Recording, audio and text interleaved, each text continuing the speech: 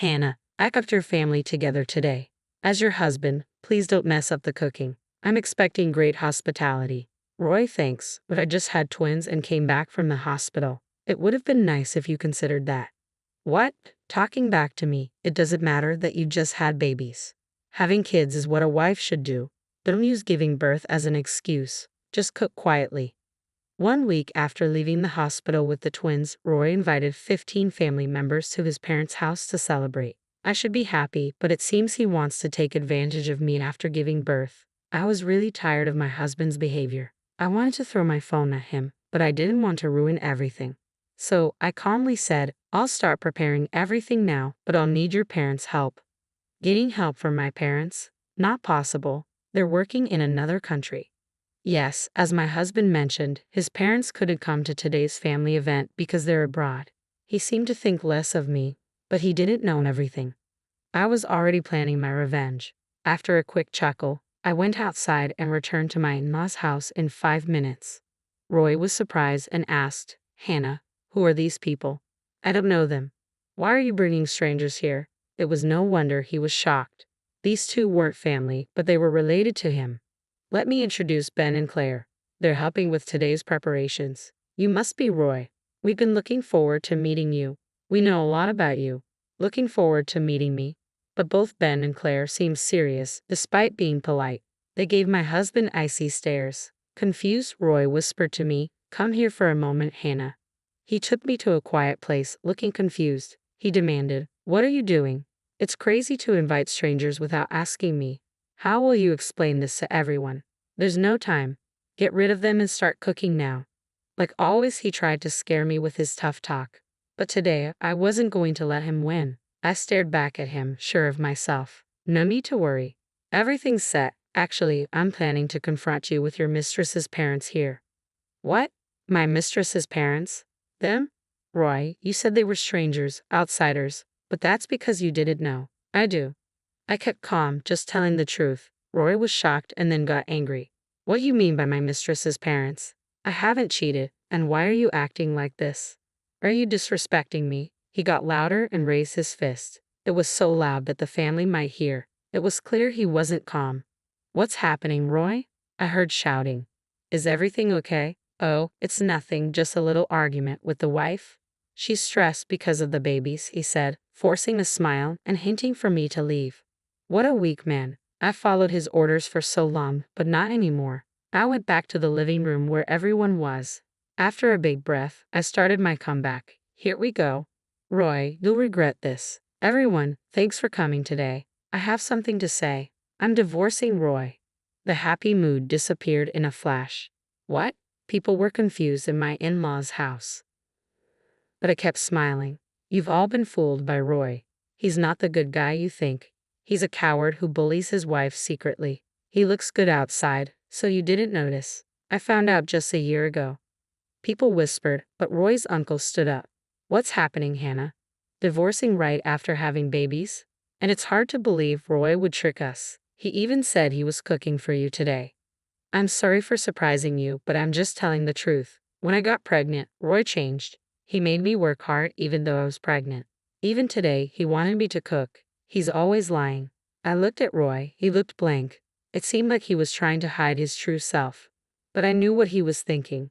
Don't say too much. You know what will happen later, his face seemed to say, even though he looked angry but blank. But I kept talking.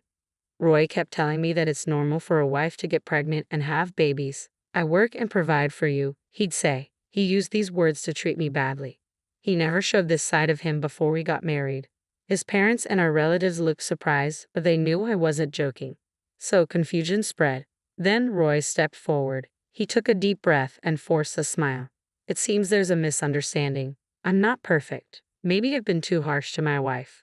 But I've taken care of her a lot. Unfortunately, she only remembers the bad things, and what she's saying isn't true.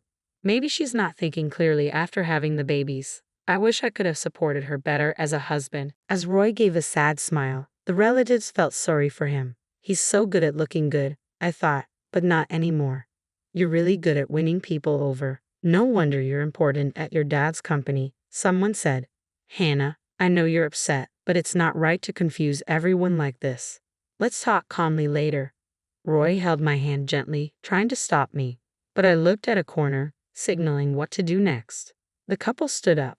No need for that. Look at these photos, they said. What? You're still here. And what are those photos? They showed the relatives some pictures. The relatives were surprised to see these strangers but still looked at the photos. Suddenly, they gasped in horror. Hey Roy, what's going on? Explain this so I understand. Let me see those photos, I said, taking the photos from his uncle. Roy was silent, looking shocked. The photos showed his cheating, something he never wanted anyone to know. These photos prove Roy's been cheating on me. I knew about his affairs before I went to the hospital and gathered evidence. But I couldn't investigate much while pregnant, so I asked his mistress's parents for help. I'm Ben, and this is my wife Claire. We're sorry to disrupt the gathering, but we had to clear our daughter's name. Hannah, our daughter Rachel, worked with Roy. She got the job after a lot of effort and was excited to go to work every day. But Roy hurt her deeply, Ben said, his voice filled with emotion. Claire choked up and Ben put his hand on her shoulder, leering at my husband. Rachel told us she met a great guy. She was born when my wife was 40, so you can imagine how happy we were. But to Roy, Rachel was just a fling. He lied about being single and fooled her even though she was much younger. When Rachel found out he was married, she got really depressed. We'll never forgive Roy. A silence filled the room. The relatives looked at the photos again and then turned to my husband. Their trust in him seemed to vanish. Hold on, are you all believing these old folks? Photos can be faked. They might just want money. We were surprised they're here too, but would they really lie at a family gathering? I can't believe this, my husband said. But if you're innocent, stay calm. And calling them old? That's not nice, I said, trying to calm him down. It was clear he was losing control, showing his true colors. Our plan was working and his panic showed it. Suddenly, someone slapped my husband. Everyone gasped, especially my husband, who looked shocked. Hey Roy, long time no see. Hi, everyone. It's been a while, Mom, Dad. What are you doing here? Weren't you supposed to be overseas? There was something important, so we rushed back, my father-in-law said. Well, you came back just in time. Hannah's saying weird stuff. She's making everyone think I'm the bad guy. I didn't do anything wrong. She must be losing it, my husband said. But the in-laws just looked at him, not saying a word. You know, they talk about postpartum depression. Maybe you should go to the hospital, get checked out by specialists, and rest. Then you'll listen to me like before, my husband said, trying to convince them. He thought their silence meant they agreed. Looks like Mom and Dad get it. That's good. Oh, I'm thirsty. Hannah, water, he said. His mom quietly gave him a water bottle. He looked surprised but drank it anyway. Then my father-in-law dropped a bomb. Roy, you're fired from the company, he said. My husband spit out his water, shocked. A relative nearby frowned as he wiped his clothes. What, Dad?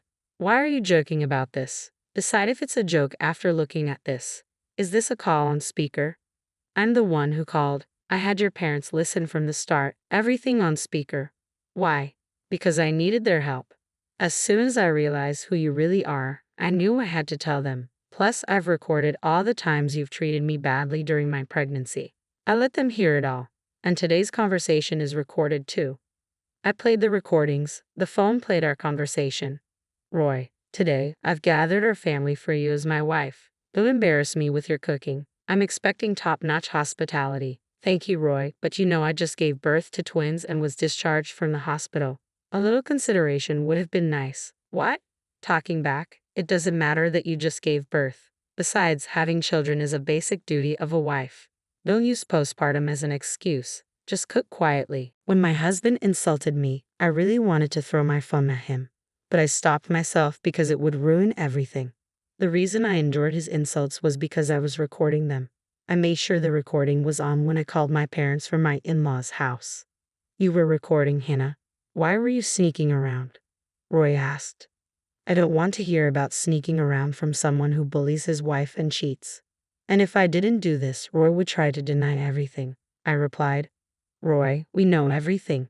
We came back secretly today. We listened to your statements on speakerphone and confirmed your true nature. My parents said. We didn't doubt you, Hannah, but as parents, we wanted to believe in Roy. And this is what happened. Now, it's your turn to explain. Why did you cheat, Hannah? when Roy was supporting you so well? As my father-in-law spoke, my husband seemed to lose his confidence. Working at his father-in-law's company, he saw him as an authority figure. He must have realized his father-in-law wouldn't accept any excuses. He started to speak hesitantly. I only got married to make you happy. Honestly, I never really wanted to get married. But I knew you were worried about my future. I thought marrying someone like Hannah would ease your concerns, he confessed. The in-laws and other relatives frowned and looked at him coldly. Feeling the tension, he quickly pleaded, "Please don't fire me. I'm an important asset to the company, right? If I'm fired, it'll cause chaos. I'll change, I promise. Please reconsider." As soon as he finished begging, there was a loud thud in the room. His father had slammed his fist down on the nearby table. "You scoundrel. After getting Hannah pregnant, you dared to play with the emotions of an innocent girl, pretending to be single. How dare you? Your presence only brings chaos to the company. I can't trust you to run it. I'm deeply disappointed in you. You act selfishly without caring about others' feelings. That's not how I raised you. Do you understand?" My father-in-law's voice was filled with anger and disappointment. "And you married just for appearances? How disgraceful. Don't think you can easily regain our trust. I'm cutting ties with you. Don't show your face here again." "What? But I've worked so hard. Are you serious?" My husband looked more hopeless than I'd ever seen him. I knew he'd put a lot of effort into the company. It was understandable for him to be shocked that it all amounted to nothing. But it was his own fault. He tried to play the victim, but he was the one who caused all of this. As he hung his head, I gave him a cold look, and he immediately knelt before me. "Hannah, please talk to your parents too. If I lose my job, it'll be hard for both of us, right? I'll really change. Please help me, Hannah. We're still married." How convenient for you to play the husband card now. As I've already told everyone, I'm divorcing you. No matter how much you apologize, I can't forgive you. And they feel the same way, I said, looking at my parents. They nodded in agreement. He bit his lip and turned to them. "I'm really sorry for hurting your daughter. I'll apologize as many times as it takes." He kept apologizing, but they didn't agree. No matter what he said, we wouldn't forgive him right now. He was still hiding something terrible while saying sorry. He was still trying to trick us. "It's too bad, Roy. You're still pretending. If you'd been honest, things might have been different. But like I've said, we know everything now. There's no going back," I said, smirking. He looked at me, stunned. "Pretending? How can you say I'm not sincere?" "On what basis?" he asked, confused. "You embezzled company funds, didn't you?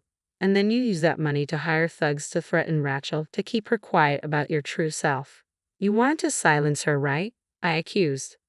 "You're crazy. I would never do something like that without proof. Making such wild accusations without evidence, that's absurd," he protested. "Your parents have been investigating and have proof. That's why they're here. I've also talked to Rachel herself. I even have the voice recorder she had. Should I play it now? It clearly records you threatening her," I said. He paled and nervously glanced at his parents-in-law. Their stares were icy. "Roy, stop fighting a losing battle. The truth will come out soon. This alone is enough for you to be fired," they said. Cheating is one thing, but embezzlement and blackmail change everything. I didn't know the extent of it all. "Roy, you always underestimated me. You thought I was useless. But with everyone's help, we've come this far. And I'll protect our baby. I won't let you manipulate me anymore," I declared. I made my final statement. "Listen carefully. I'm divorcing you. No amount of apology will change that. You'll also be paying child support. We'll seek damages from Roy too. Rachel's lost time can't be undone, so at least be sincere in compensating her." Wait. I don't have that kind of money. Can someone please help me?" Roy pleaded. He looked around, but received only cold stares. Slowly, one by one, the relatives began to leave, ignoring him completely. In just one day, he lost everything. Soon after, my divorce from Roy was finalized. I managed to secure almost the amount I hoped for in child support, which was a relief. They filed a lawsuit against Roy, as promised, and the company conducted its investigation into the embezzlement. Roy found himself drowning in debt, seeking help from me, his parents-in-law, and other relatives. But no one offered assistance. With the news of his embezzlement spreading, no company would hire him. Eventually, he resorted to borrowing from payday lenders, struggling day by day to pay off his debts. My in-laws apologized to me once more, assuring me of their protection from Roy's harm. They promised to keep an eye on him and always support me. I'm incredibly grateful to them. Right now, the thought of marriage doesn't appeal to me, but if I ever reconsider, I'd want a partnership like theirs. That's how I feel. A few years later, the twins have grown up and started kindergarten, which has made a big difference in our lives. They even help with household chores now and support me in every way they can. I've completely cut ties with my ex-husband, but I still keep in touch with his parents. They introduced me to a company owned by a friend of theirs, the president of which is a single mother who raised her son alone. She's created a workplace that's supportive of single mothers. They've been understanding of my situation, offering flexible work arrangements. Rachel also works there. She's successfully reintegrated into society and is now a beloved figure in the office with her radiant smile. It's no surprise her parents stood by her. Seeing their dedication to their daughter, I have a lot to learn from them as a parent. Rachel is eager to repay her parents, and I'm also working hard every day to repay my in-laws' kindness. Though there are still challenges ahead, seeing my children's smiles instantly comforts me. I cherish every moment spent with them and am grateful to have them in my life amidst all the difficulties. Sometimes I think back to something my ex-husband used to say, that having children is just a wife's duty. But as I watch my children grow, I realize how extraordinary it all is. Pregnancy and childbirth are sacred and bring immense joy. While this experience has left deep scars, it has also taught me something valuable. For the sake of my children and myself, I want to keep moving forward and live life to the fullest.